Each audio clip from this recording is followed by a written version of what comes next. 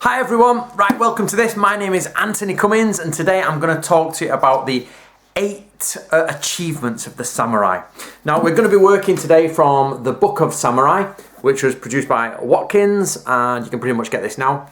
Now, what it says in here, it says the 8 achievements that you will, that are seen as prestigious in battle. Now, this is Natori Ryu, but these achievements are also found in different schools. On the whole, these achievements are considered good across Japan at the time. And what I'll do is I'll go through them now for you.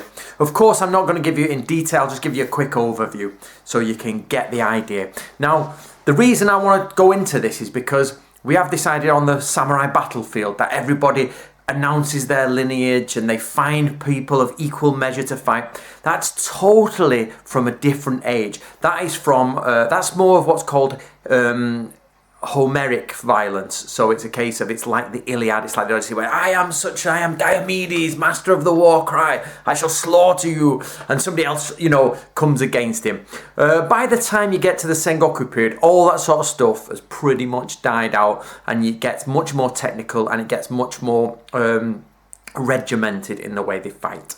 And of course, this is an early Edo description of Sengoku period fighting. So, what's considered first? Right, the first is Ichiban Yari, the first spear.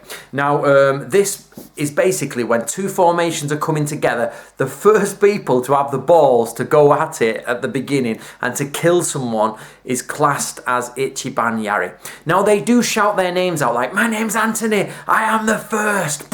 The reason for this is not so that the enemy can say, well, I am such and such a body and I am this and we shall fight. No, it's so your allies can realise who was first. So I'm saying it, and say I'm fighting someone on the other side. They say, Joe, I am first. And I'm Antony, I am first. And we crash together and one of us dies. And the person who won is, everybody goes, oh yeah, at the beginning of the battle, I remember Antony cried out. He was first. Antony was Ichiban Yari.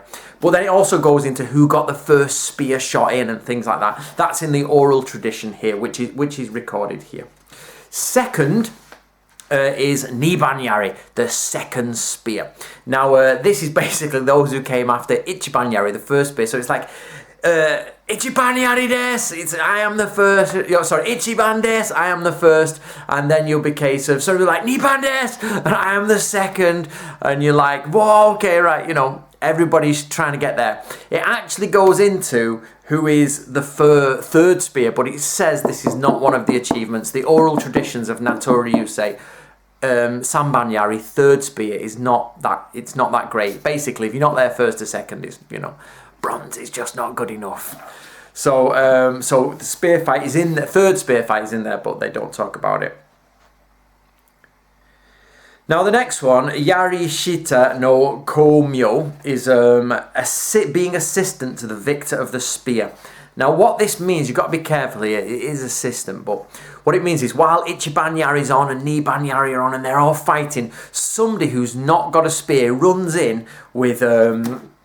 Now, the oral traditions of Natori actually talk about this. It says, it gives you the different names if you've hit with a great sword or a halberd. So basically, if you hit with anything that's not a spear, at the same time that Ichiban Yari is happening, you are this assistant to the victor of the spear. Now, it can be a great sword, it can be a halberd, it can be a bow, or it can be a musket. Now this is the order of importance. If you've killed them with a Tachi greatsword, you're better than somebody who killed them with a musket.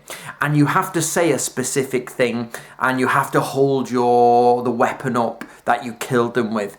But it's usually your servant who holds it up. So if I kill them with a musket, I would draw my tachi, hold their head up high with my tachi, but my servant would hold a musket up, and there would be a specific Japanese term to use to show I'd shot them and not decapitated them, as in with a fight with a sword.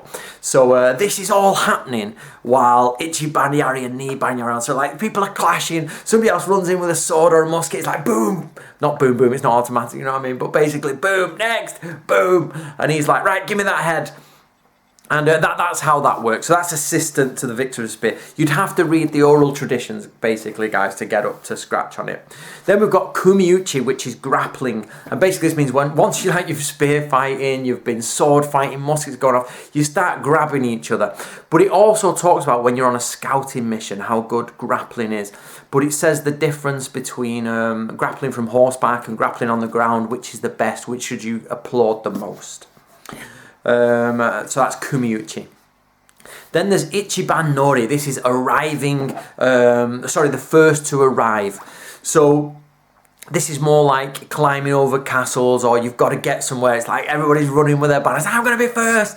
And you've actually got your servants with you who are trying to climb over walls, and they're trying to throw their banners in. It's like, I'm getting in there. And it's actually the first person to get their banner in. It's not the first person in. It's the first person whose banner is got in there. So Natoryu oral traditions actually says about this. You have to... Basically, the art of observing is to lay out the castle in advance and pinpoint the best place to make your climb. So, and he gives an example of this. But it says basically, before you run in, everybody's going to charge. You think, right, I'm going to go up there, across there, in there, and get my... So your servant's ready, like, right, let's go. And you go in, and you leg it up there, you're climbing up, and you're hitting people, you've got ladders, and your servant's throwing your banner in, and, ichiban nori, that type of stuff. So that's just to get you in. Right, shingari. Shingari means to defend the retreat. This is where a few of you go, I like to shingari. So this is another one you call out. This idea that you call out and the enemy will call out in return, it's all about who's of the same level. This is not so in the Sengoku period, according to Natoryu, of course. This is more to do with telling your friends what you're doing and what's going on. So if you're defeated and you're coming back, the worst thing you want is a full-on rout. That means everybody starts running away. You need to defend the retreat. So you stand in defense and you start fighting against the enemy as they are pushing forward, while your troops should technically waveform and move backwards like that, and you defend. However, the next one, which I don't know why it's lower down the examples, but it's actually Hitori no Shingari, and this is to defend the retreat alone. When people are going, it's just like smash. I presume this is for smaller battles, because you wouldn't be able to defend it against a full-on 3,000 samurai army. I presume this is for when you're skirmishing and you're alone, so it's a lesser achievement. But that's just a guess, guys. So basically... Hitori no Shingari, which means to retreat alone, and this is also to decapitate your friends. So if your friends have fallen, you decapitate them, so that they can't be so they can't be abused, their bodies can't be abused. Then we've got Shunkun no Yaomote ni Tatsu. I don't like saying Japanese, but basically it's a bit of a mouthful. But you get that. And this is to stand before the Lord and take the arrows. So this gets quite complicated. What it means is that when the arrows are coming in, men will run forward and protect the Lord, which means they'll get shot with arrows and they're going to try and defend themselves, but of course the Lord doesn't get shot, which seems quite simple. But oral tradition states that you've got to be really careful when you do this. There is a very specific time where you're allowed to do this, and it has repercussions for after the battle. Basically, if you go to protect the Lord before the arrows get in range, you're in the shit. But if you protect him when the arrows are getting in range, he's in the shit, and you can actually have a go at the Lord and say, no, you are totally wrong, because the theory is that an arrow should never come within the shot of the Hatamoto command group, because if that's happening, unless they're charging at front, which doesn't happen, they sort of sit back and command. If that happens, it means you're losing things. They shouldn't be within arrow shot. So then you can start doing it. But it says Takeda Shingen hated this and he didn't approve it and all this type of stuff. So of course, again, oral tradition goes into this. So basically, the 8 achievements are the first spear, the second spear, assistant to the spear, grappling, the first to arrive, defending the retreat, defending the retreat alone, and standing before the Lord to take arrows. Now they're the 8 skills, or the 8 achievements of samurai warfare in the sort of Sengoku period. And we're going from the Book of Samurai, guys. It's all in there. I hope you liked that. I'll put a link to the book below, and share this video and subscribe if you like samurai warfare.